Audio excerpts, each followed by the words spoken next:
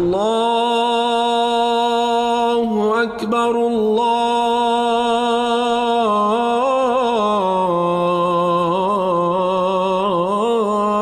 أكبر. Assalamu alaikum and welcome to the Islamic Center at New York University podcast, coming to you straight from the heart of New York City. We're building an amazing Muslim community here at ICNYU where everyone is welcomed and respected no matter where you're from or where you're at. This is the place to be. So open your ears and your heart and come along with us on another life-changing journey. Bismillah. أعوذ بالله من الشيطان الرجيم. بسم الله الرحمن الرحيم. الحمد لله رب العالمين ولا حول ولا قوة إلا بالله العلي العظيم والصلاة والسلام على أشرف الأنبياء والمرسلين وعلى آله وصحبه أجمعين ونشهد أن لا إله إلا الله وحده لا شريك له ونشهد أن سيدنا مولانا محمدا عبده ورسوله. In the name of Allah, the gracious, the merciful, all praise is due to Allah, the Lord of the universe, the Master of the Day of Judgment. I bear witness and testimony to the oneness of Allah, to His magnificence, His omnipotence, His might, His glory, to His being the creator and sustainer of all things, the giver of life, the guider of hearts, the master of the Day of Judgment. And I bear witness to the fact that Muhammad ibn Abdullah sallallahu alayhi wasallam is His servant and final messenger. May the peace and blessings of Allah be upon him and upon all those who choose to tread in his path until the last day. From amongst the companions of the Prophet sallallahu alayhi wasallam was a young man by the name of Mu'adh ibn Jabal radiallahu anhu. His merits are quite often identified to us through various narrations in the prophetic tradition. That of this young man who was in his teens when he embraced the religion of Islam, that he was from amongst a group of individuals that went from Medina to Mecca to ask the Prophet to come to Medina, leaving the persecution of Mecca so that he could find sanctuary and build the city of Medina. Present at the second Pledge of Allegiance at Aqaba. A man who, when the Prophet ﷺ came and settled in Yathrib, which would become his Medina, sought to spend as much time as he possibly could, still in his teens. And of him, the Prophet ﷺ says that there are merits that he teaches us. That Mu'adh ibn Jabal was known to be from amongst the ones who knew the knowledge of the halal and haram more than anybody, the Prophet says. That he says that if he was not present and you needed to learn the Quran, the Prophet mentioned 4 people's names. Ibn Mas'ud radiallahu an, Ubay ibn Ka'ab radiallahu an, Salim the Mawla of Hudayfa radiallahu an, and this man Mu'adh ibn Jabal radiallahu an, who was a young person. He came to know of this deen from another young companion by the name of Mus'ab ibn Umair radiallahu anhu, who we have talked about in this Jumu'ah gathering. That when the people came and situated themselves in Medina, and the Prophet ﷺ paired companion up with companion now as brothers, the Ansar and the Muhajirun, person with person, that this man Mu'adh ibn Jabal was paired up now with Ibn Mas'ud. He had this notoriety of being just a gentle, generous individual, given so much opportunity in terms of being one to teach new converts to Islam about the Quran,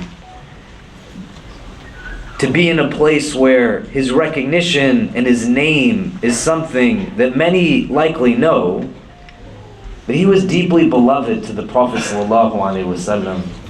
So much so that the Prophet ﷺ, when he now sends Mu'adh ibn Jabal to be an emissary to Yemen. He walks him out of the city, hand in hand, leading him. And he says to him, Wallahi, ya Mu'adh, Wallahi, inni la uhibbuk, ya Mu'adh. That I swear by God, indeed, that I love you, O Mu'adh. The Prophet had a unique care for this man. We want to be able to understand it, to be able to contextualize now an experience that is so impactful, not just on the life of this man, but upon all of our lives. That when the Prophet performs his farewell pilgrimage, and after that pilgrimage is done, he's getting ready to leave from the world himself. He's doing all different kinds of things that are helping people to understand what needs to happen after he leaves from this worldly existence. You have the farewell khutbah of the Prophet ﷺ, the hadith Jibra'il that takes place after the farewell Hajj is done. And you have this instance of Mu'adh ibn Jabal, amongst so many more, where the Prophet is sending this person who is known for his knowledge, his character, his demeanor, and the Prophet says definitively, I love you. And this is all happening as the Prophet is going to leave from this world. And we know this is the case because at the end of what we're about to discuss, the Prophet, as Mu'adh mounts his horse to leave to Yemen, he tells him with tears in his eyes that when you come back to this city, you're not going to find me here. In the course of that conversation, the Prophet ﷺ, as he is bidding farewell to his young companion, Mu'adh ibn Jabal, walking now this man that he loves deeply to the end of the city's outskirts, saying a farewell in this dunya that is final and finite. The Prophet knows he's going to leave from the world. He begins to engage him and offer to him, in response to that love, different advices. One, when he says to him that, I swear to Allah, ya Mu'adh, I love you. The response that he gives in saying how you reciprocate that love, after every prayer that you pray, O Mu'adh, after every salah that you make dua to Allah. Allahumma a'inni ala dhikrika wa shukrika wa husna ibadatik. That, O Allah, I seek your help. I seek your assistance in doing your dhikr, in remembering you, in having gratitude, shukr towards you, and in being able to worship you with beauty properly. It's a dua that you want to memorize the barakah of it, but it's a gift from a man who is giving it to another person that he loves and he knows that he's not going to see again. So it's not to be taken lightly, but if you were to be seeing someone that you knew you wouldn't see in this worldly existence again, and you had to give to your beloved something, the Prophet loves this person. It's different from other instances in the hadith where people come because everybody thinks, based off of the Prophet's demeanor and character, that the Prophet loves them the most. Companion after companion will come to the messenger. Who do you love the most, Ya Rasulullah? They'll engage in a question of asking, who do you love? But the Prophet, on his own volition, says to this person, I love you. And he's telling his beloved, at the end of every prayer, ask Allah for assistance so that you are gaining his support in your dhikr of him, in your shukr of him, and in the way that you worship him. When you read Surah Fatiha every single day, it sums up the two categories of our engagement of this deen. Ibadah and isti'ana. Iyaka na'budu wa iyaka nasta'een is what you say. So worship and seeking assistance of the divine. But as he's telling his beloved that you are going to go to this country far away, make this dua after every prayer. That Allah, help me to be in a state of remembrance of you. Help me to always have gratitude towards you. And let me be in a place where I am always worshiping you with beauty. You think about it. You are the person who is arguably the teacher of a new demographic. You go into a place that is not your place, but the people know you have been sent as the messenger's messenger. You are engaged now in an opportunity where there is so much that you can believe your own hype. You think because you have read something, or you know something, or you memorized something, or learned something, and you are the one giving the opinions. You are the one giving the perspectives. You are the one that is giving the instruction. The application can be applied to any type of relationship where there's a power dynamic that one has more than the other. The parent to the child, the teacher to the student, anyone or everyone that gets to a place where there is an elevation of status. Don't forget that you are still a servant of God. Don't forget to be in a place where you bring the remembrance of Allah, so in decisions it's not anything other than what is pleasing to the divine.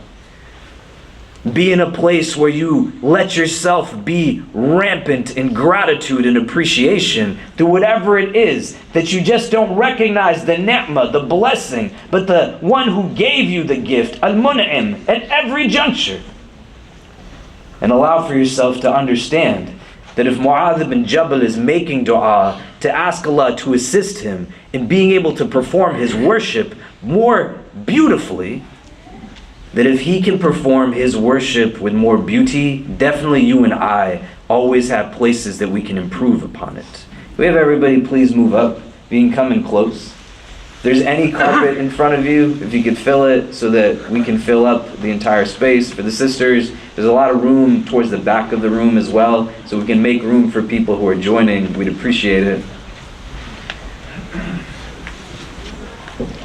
He continues to ask him questions about how it is that he will answer what it is that people pose to him.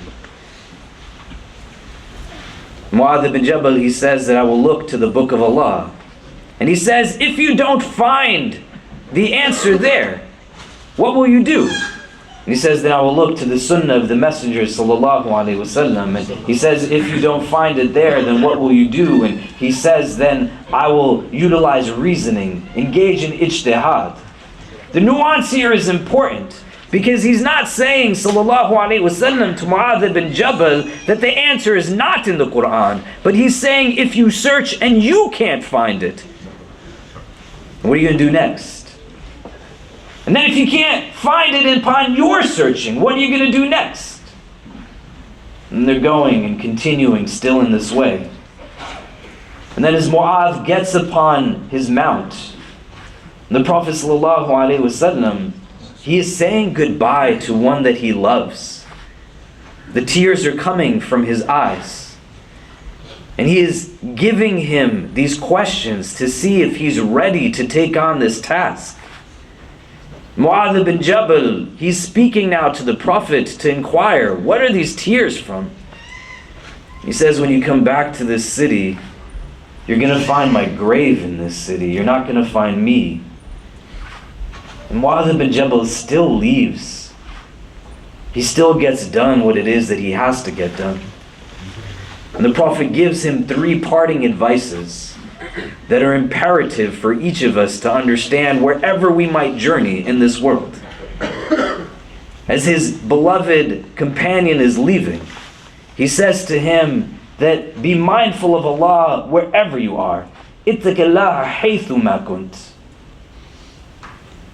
And you and I want to think in a world that is secular, not in the sense that there's not presence of the divine in places around us, but secular in the sense that it teaches and instructs you directly and indirectly to live in such a way where everything that you believe exists is only in front of you in this world.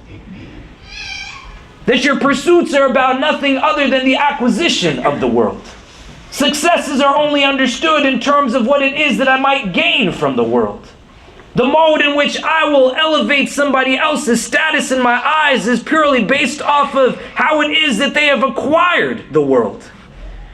But what the Prophet ﷺ is telling his companion is that don't walk in this world like you are an animal or somebody without mindfulness. Take every step as if you are not in the dunya, but you are truly invoking the world as you call upon Allah as Rabbul Alameen, a sense of the world, a'lam, that is rooted in ilm, that every step is a step of knowing. That you're not making choices through your stomach or your sexual organs. In the literal sense of how you have built, your upper self, your higher self is where your heart and your mind is situated. Your lower self is where these base desires get fulfilled. That you have awareness, you have mindfulness, you have consciousness rooted in the presence of the divine wherever you might go. So don't mistreat people. Be kind, be gentle, be compassionate.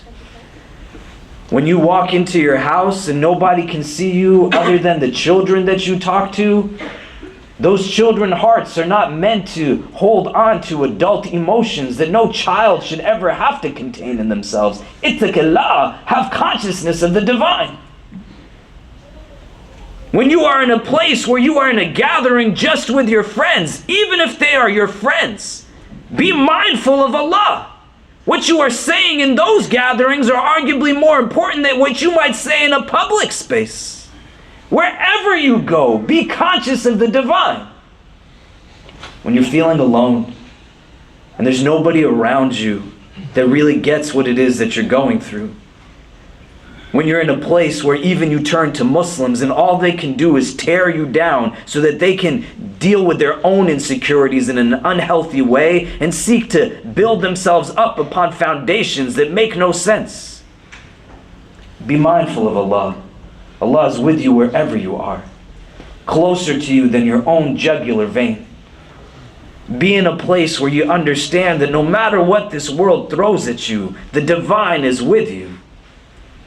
It only brings healing and empowerment and courage if you understand who Allah is through the way that He has sought to teach you about who He is. I'm sorry for any one of you who have elders in your life who gave you a bad depiction of who God is. Who didn't heal from their own trauma, who passed it on to you, and you should make a firm intention to not pass it on to anybody else. May Allah grant us hearts that are in a state of ease and relief. For every person that stands on the Prophet's mimbar, that claims to speak on God's behalf, and all they do is give you reductive understandings, giving their own anecdotes and seeking to elevate themselves by denigrating you, letting you believe that you are only the worst of the worst and there's nothing good within you. That's not who our God teaches us that He is. When the Prophet Ibrahim is speaking in Surah Al-Shu'ara to his own community, and he is asking about why they worship what they worship, he knows who Allah is to him. And when they are engaging, saying that we do this because our forefathers did it, this is not a religion that is based off of that type of understanding. You're not Muslim on a sociological level. It's not an identity variable that you plug on yourself, nor is it something that you inherit. Our theology is a discursive theology. If somebody asked you, why do you believe in Islam? You have to actually have an answer to it. And an answer cannot be because my parents are Muslim. That isn't how it works. Why do you believe that the Quran is the book of Allah? Why do you believe Muhammad is the prophet of Allah? All of it goes back to God. And you got to spend some time thinking about it.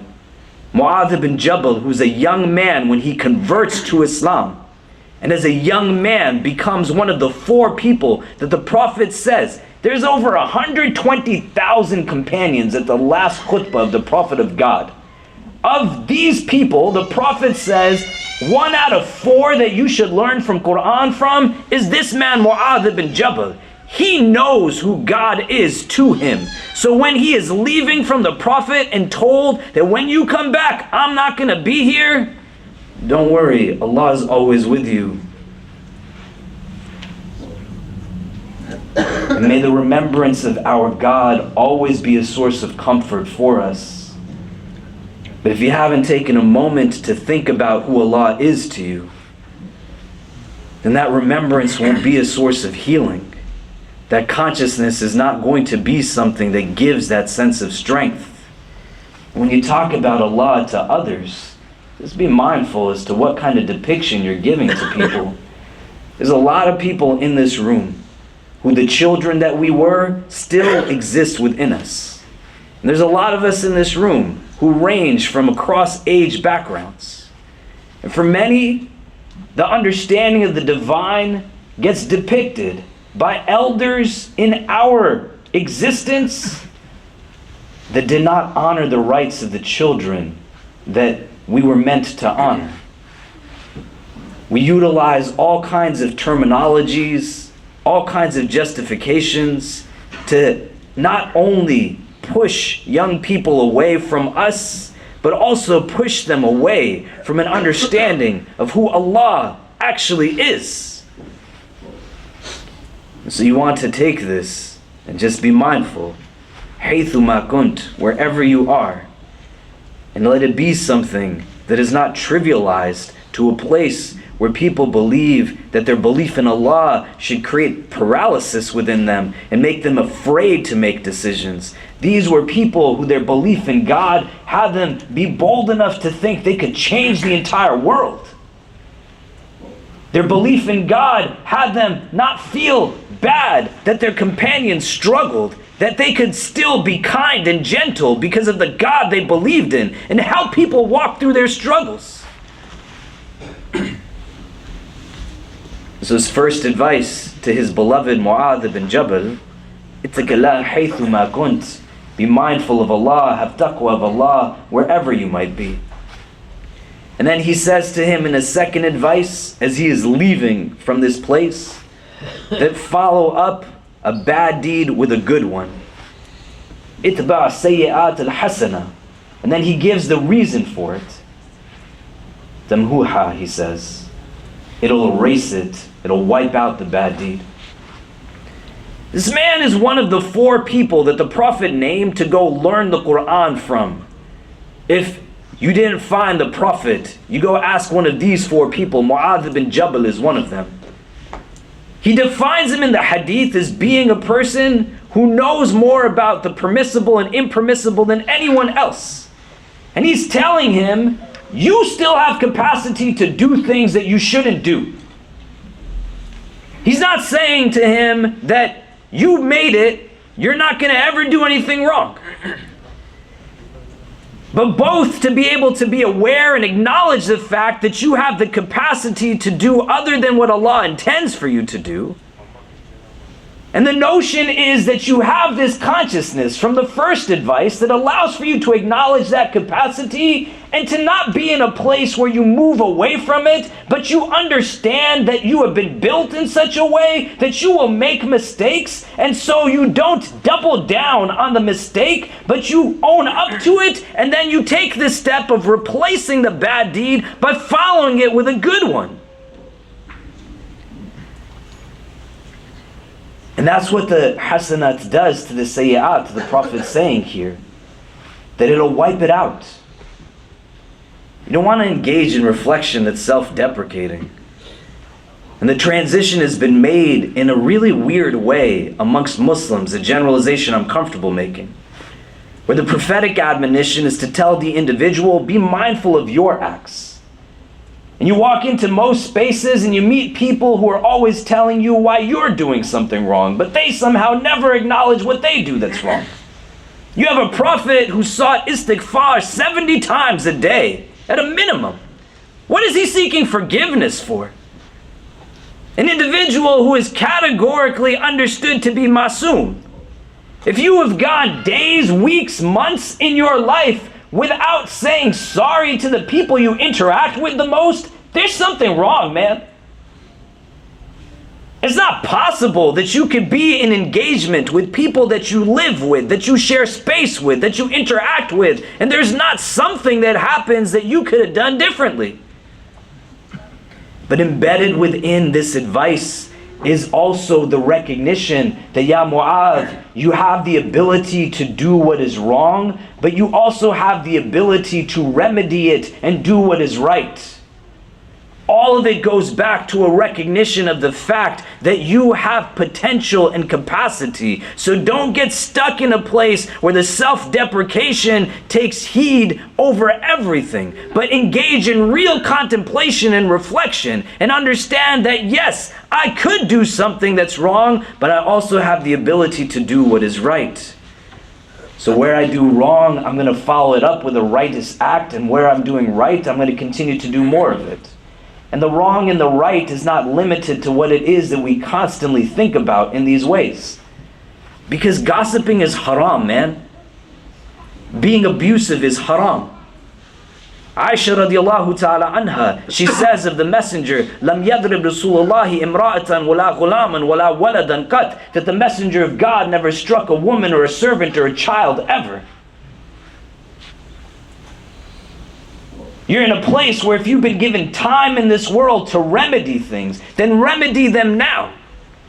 Ittaqillah haythu ma kunt. The two advices go together. It doesn't matter if you are the parent in the house. That still doesn't make a difference. You honor the rights of the young person. It doesn't matter whether you are somebody who is dressed a certain way or not dressed a certain way. It doesn't matter that you have memorized a book. That doesn't mean that you know how to act upon it if it's yielding anything other than just good character and good behavior.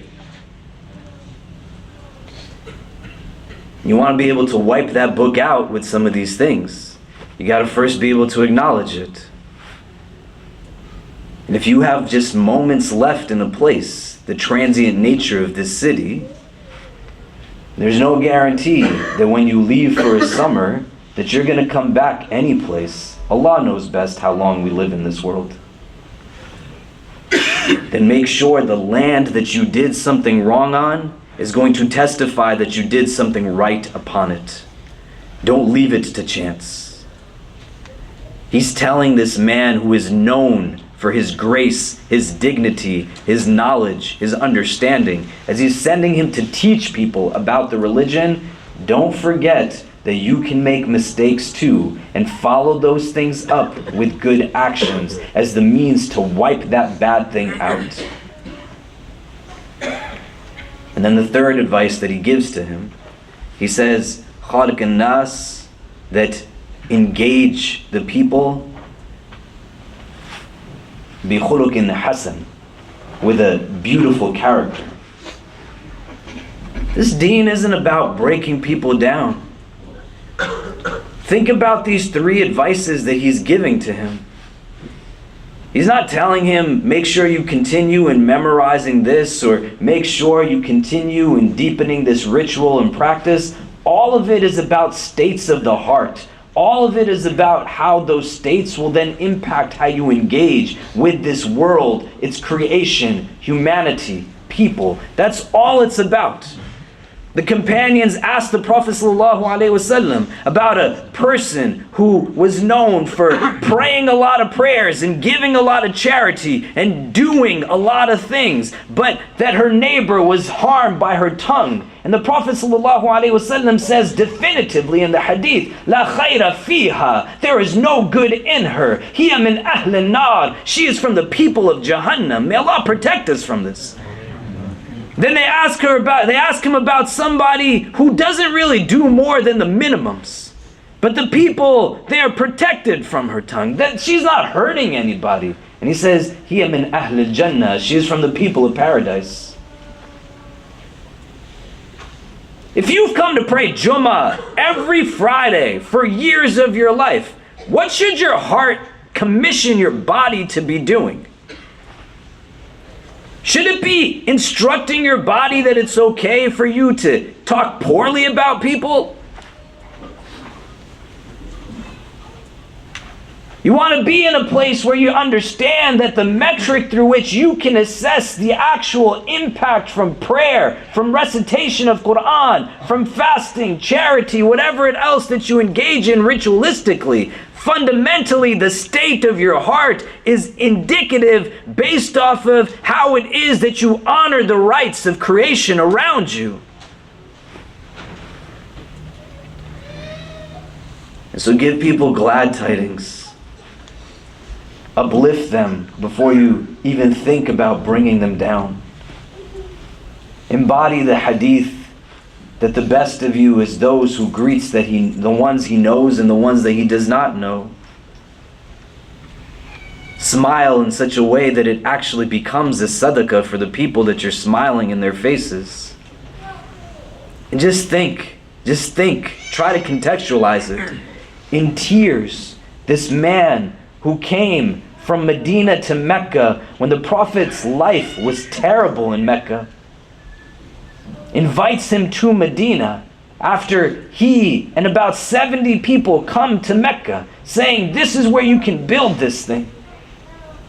Spends as much time with him as he can, engages the book of Allah that the messenger sought to disseminate to his people and to all of mankind in such a way that he learns it so deeply that he is made now one of the people who you should learn it from. Gentle, kind, a great disposition, generous in his behavior. The Prophet in tears is telling him, I'm not going to see you again after this. Someone that he loves, he tells him these advices. Have taqwa of Allah wherever you are. Follow up a bad deed with a good one. It'll wipe it out. And engage the people, humanity. He didn't say just Muslims, humanity, with a character that is beautiful. There's some of you in this room that are going to be leaving from this place just for a week, for a month, a summer, and maybe these are your last days here. For many of us, we've been here for a while, but we're still just travelers in this world. Kun fi dunya ka'annaka gharib or abr as-sabil, the hadith says, be in this world as if you are a stranger or a traveler, that our journey is not complete until we reach our ultimate destination. May Allah make us people of Jannah. So for any one of us that is in this space right now, embracing the idea that we are but travelers, moving forward towards something, the advices that the Prophet gives in tears to one that he loves, knowing that he's not going to see him again. You want to take those advices also for yourself. Don't drown out what makes you a human in pursuit of what renders animalistic tendencies. Be a person of taqwa wherever you are. Acknowledge your capacity to be both an agent of good as well as an agent of what is not good. And when you do what is not good, don't pretend like you didn't do it, but fix it by doing what is right in response to it. And wherever you are, in the confines of your home, in a public gathering, with people that you know, people that you don't know, the ones that are younger, the ones that are older, and everything in between, treat people with good, beautiful character. You don't want people lined up on the Day of Judgment asking Allah to give them their rights because you failed to give it to them while you were in this world. And you can think that just because I'm a father, I could say whatever I want to my kid. Just because I'm the parent or the adult, I could do whatever it is that comes to my heart's desire. Just because I think I know something of a hadith or a verse of the Quran, it gives me an opening to just speak whatever I say without mindfulness. No, man. The admonition is for you more than anyone. The gift, the ni'mah of a young person that looks up to you. The gift of a credential, a skill, a title, a degree. The gift of wealth, the gift of affluence, the gift of good friends, the gift of good company. Allah did not give you the positions that you are in so that you could somehow justify why it was okay for you to treat somebody poorly. And if Mu'adh ibn Jabal is being told in the last conversation he's going to have with the Prophet in this world, that don't forget, treat people nicely. It's definitely something that we have to keep telling ourselves again and again. Inshallah ta'ala, Allah Azza wa Jal will make us from amongst those who heed these words of advice from the Prophet to his beloved Mu'adh, and make us from amongst those who act upon them and share them with others. أقول قولي هذا واستغفر الله لي ولكم ولسائر المسلمين فاستغفروا إنه هو الغفور الرحيم.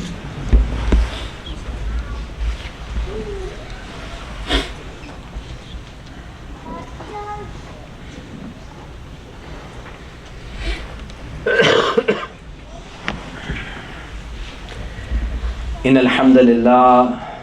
الحمد لله نحمده ونستعينه ونستغفره ونؤمن به ونتوكل عليه ونعوذ بالله من شرور أنفسنا ومن سيئات أعمالنا من يهده الله تعالى فلا مضل له ومن يضلل فلا هادي له ونشهد أن لا إله إلا الله وحده لا شريك له ونشهد أن سيدنا مولانا محمدا عبده ورسول. Inshallah ta'ala, today after the Jumu'ah prayer, there's a brother who's going to be taking his shahada, so people can stick around for that. We'd appreciate it. After our community lunch, we'll be blessed to have Sheikh Yusuf Welch here, who is from the Al-Maqasid Institute in Pennsylvania, where he works with Sheikh Yahya Rodist and Ustad Amjad Tarsin and others. I'll be doing a halaqah immediately after lunch in the prayer room called Waking Up Our Souls. Please do come for that. And on Sunday, we're going to have a program with Sister Yasmin Mogahid called Healing the Emptiness, a new book that she's written just on being able to deal with some of the inward challenges that stem from dealing with what exists outside of us quite often in this world that is very heavy. Please do come to whatever of those you can. We'd love to see you there, and there'll be gatherings that you can benefit from. Many of our students are going to be graduating in the coming week, and for a lot of us, we're in a place where we are invited into a student space. And so I would ask you on this Mubarak day of Jumu'ah that you make special dua for all of our students at this university, as well as the neighboring universities that come here because they don't have accommodations such as the ones that we're able to provide, alhamdulillah. That Allah blesses them in all of their endeavors and their studies, that He grants them success wherever they might be taken in their life's journey in this world, and He makes them from amongst those who are given only the best in this world and the best in the next. But we really are blessed to have this space, and it's really at the permission of those who attend this university that they are open to having so many come to be here. So make sure that you're remembering them in your prayers, your du'as always, inshallah. Inna Allah wa malaikatahu yusalluna ala nabi ya ayyuha alladhina amanu sallu alayhi wa sallimu taslima. Allahumma salli wa sallim wa barik ala sayyidina Muhammad fil awwalin wa fil akhirin. اللهم صل وسلم وبارك على سيدنا محمد وعلى آله وصحبه وبارك وسلم يا أرحم الراحمين.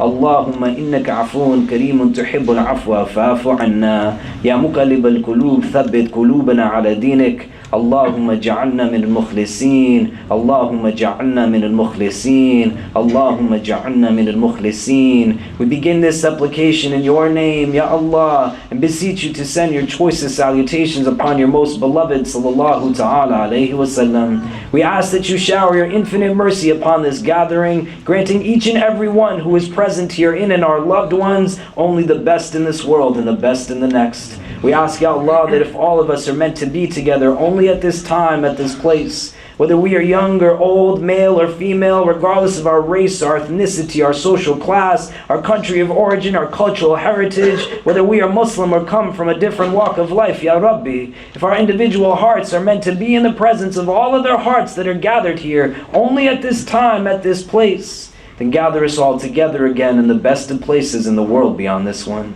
Increase us, Ya Allah, in all that is good. Increase us in courage, compassion, and confidence. Protect us from affliction, anxiety, and anguish. Remove from our hearts any feelings of bitterness, jealousy, animosity, or envy towards any of your creation. Grant us hearts that are filled with understanding and hope. hearts that are drawn towards things of real goodness and beauty, hearts that find themselves deep in your remembrance, for indeed in your remembrance do hearts find rest. Ya Allah, make us from amongst those whose hearts are always in a state of rest. We ask, Ya Allah, that for all those who are facing difficulty in any type in the world, in any place right now, that you grant them ease, Ya Salam. Our brothers and sisters in Sudan, our brothers and sisters in Pakistan, our brothers and sisters in China and Palestine, our brothers and sisters who are facing hardship, tension, conflict, unrest in any part of this world, Ya Allah, including throughout this country. Ya Salam, descend your divine peace upon this world that is in need of peace, and make us always from amongst those who bring benefit, peace, and relief to the people that we come into contact with while we traverse this worldly existence. A special dua, Ya Rabb, for our students who will be graduating in the coming days. Those who have exams, they have papers, those who have anything that is in front of them that will present a challenge. Give to them nothing less than tawfiq, Ya Allah, in all of their endeavors. And help each one to know whether these are the final days that they will be in this space, or that they will still have many more moments where we can benefit from their company. That there are people here who love them so much, and that we are praying for their wellness, their goodness, and their success in this world and in the next always. We ask, Ya Allah, that you bless this community and make it a place through which people are able to draw closer to you. And let not any one of us leave this world other than in a state that is most pleasing to you. Protect us always from hearts that are not humble, tongues that are not wise, and eyes that have forgotten how to cry. Forgive us for our shortcomings and guide and bless us all. ربنا تقبل منا إنك أنت السميع العليم وتب علينا يا مولانا إنك أنت التواب الرحيم وصلى الله تعالى على خير خلقه محمد وآله وصحبه أجمعين برحمتك يا أرحم الراحمين وقم الصلاة. We hope you enjoyed our podcast. If you're inspired by the work that we're doing at the IC and want to help keep it going, subscribe to our podcasts, follow us on social media, donate to help support us at ICNYU.org, and most importantly, keep us in your continued du'as. Until next time, inshallah. Assalamu alaikum.